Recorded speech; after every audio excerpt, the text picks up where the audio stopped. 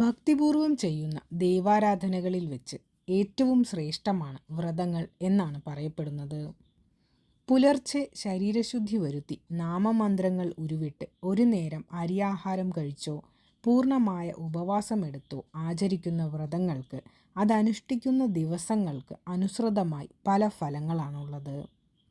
ശിവരാത്രി വ്രതം, വൈകുണ്ഠ ഏകാദശി വ്രതം തുടങ്ങിയ വ്രതങ്ങൾ വർഷത്തിൽ ഒരിക്കൽ മാത്രമാണ് ആചരിക്കുന്നത്. എന്നാൽ എല്ലാ തിങ്കളാഴ്ചകളിലും ആചരിക്കുന്ന വ്രതങ്ങളുമുണ്ട്.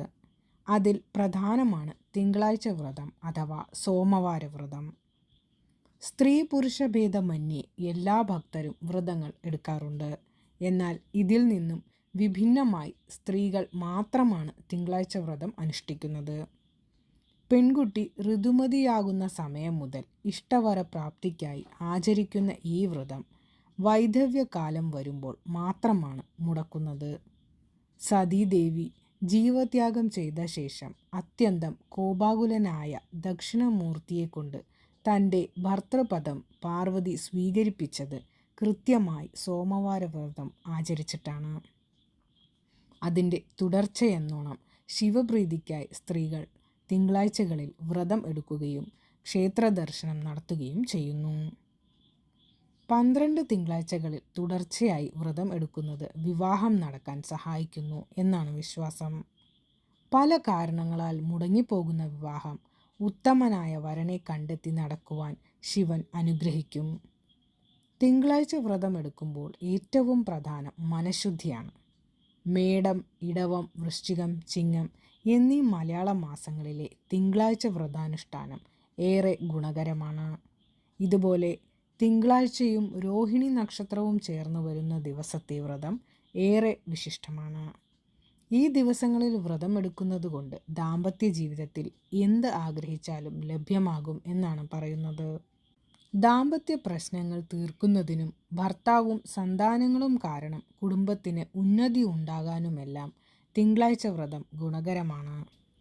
അതിരാവിലെ ശരീരശുദ്ധി വരുത്തി ഭസ്മം തൊടുന്നത്, പ്രത്യേകിച്ചും നനച്ചു തൊടുന്നത് ഏറെ നല്ലതാണ്. ശേഷം ശിവക്ഷേത്ര ദർശനം നടത്തി ശിവന് കൂവളത്തിലയും ശ്രീപാർവതി ദേവിക്ക് വെളുത്ത പുഷ്പങ്ങളും അർപ്പിക്കുക.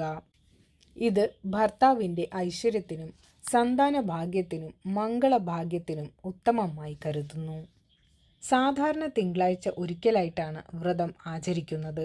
അതായത് അന്നേ ദിവസം ഒരു പ്രാവശ്യം മാത്രമേ അരിയാഹാരം കഴിക്കൂ. മറ്റു നേരങ്ങളിൽ അരിയാഹാരം പാടില്ല. വ്രതമെടുക്കുന്നവർ ശിവക്ഷേത്രത്തിലെ നേദ്യച്ചോറ് കഴിക്കാറുണ്ട്. അതിന് സാധിക്കാത്തവർ വീടുകളിൽ ശുദ്ധമായി വെച്ചുണ്ടാക്കിയ അരിയാഹാരം കഴിക്കാം. തുടർന്ന് അന്നേ ദിവസം ശിവഭജനവുമായി മുന്നോട്ടു പോവുക. ജീവിതത്തിൽ എല്ലാവിധ സൗഖ്യങ്ങളും ഉണ്ടാകുന്നതിനായി തിങ്കളാഴ്ച ദിവസത്തെ ശിവഭജനം സഹായിക്കും.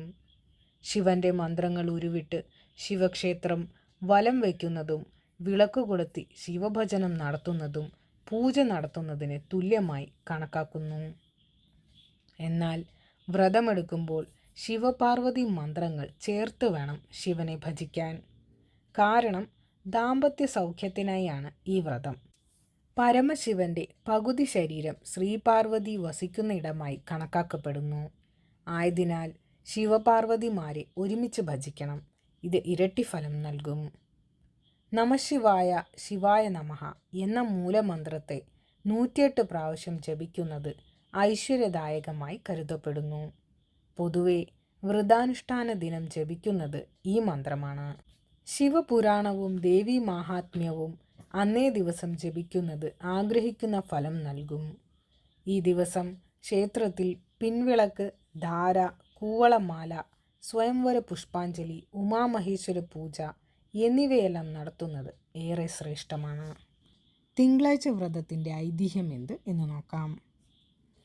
കാലങ്ങളുടെ പഴക്കമുണ്ട് തിങ്കളാഴ്ച വ്രതത്തിൻ്റെ ഉൽപ്പത്തിക്ക് പിന്നിലെ കഥയ്ക്ക്. സീമന്തിനി എന്ന രാജകുമാരിയാണ് തിങ്കളാഴ്ച വ്രതാചാരം ആരംഭിച്ചത്. ഒരിക്കൽ രാജകുമാരിയുടെ ജാതകം നോക്കിയപ്പോൾ വളരെ ചെറിയ പ്രായത്തിൽ തന്നെ ഭർത്താവ് മരണപ്പെട്ട് വിധവയാകാൻ യോഗമുണ്ട് എന്ന് മനസ്സിലായി. ഇതറിഞ്ഞ രാജകുമാരി അതീവ ദുഃഖിതയായി. ഏത് വിധേനയും ഈ അവസ്ഥ ഇല്ലാതാക്കണം എന്ന ആഗ്രഹം രാജകുമാരിയിൽ കലശലായി.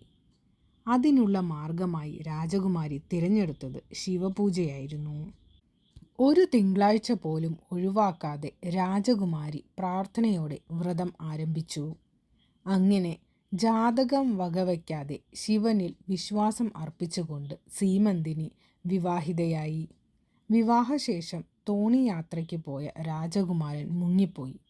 അകാല വൈധവ്യം നേരിൽ കണ്ട സീമന്തിനി മടുപ്പുകൂടാതെ ശിവഭജനം തുടങ്ങി.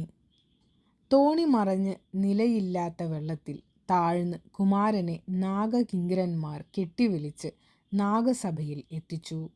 തേജസ് നിറഞ്ഞ രാജകുമാരനെ കണ്ട നാഗരാജാവ് കുമാരനോട് തൻ്റെ പരദേവത ആരാണ് എന്ന് ചോദിച്ചു. ശിവനാണ് എന്ന് അദ്ദേഹം ഉത്തരം പറഞ്ഞു.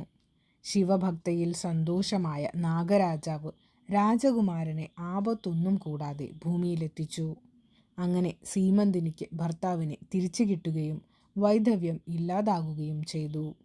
ഈ വിശ്വാസത്തിൻ്റെ ചുവട് പിടിച്ചാണ് തിങ്കളാഴ്ച വ്രതം ആചരിക്കുന്നത്.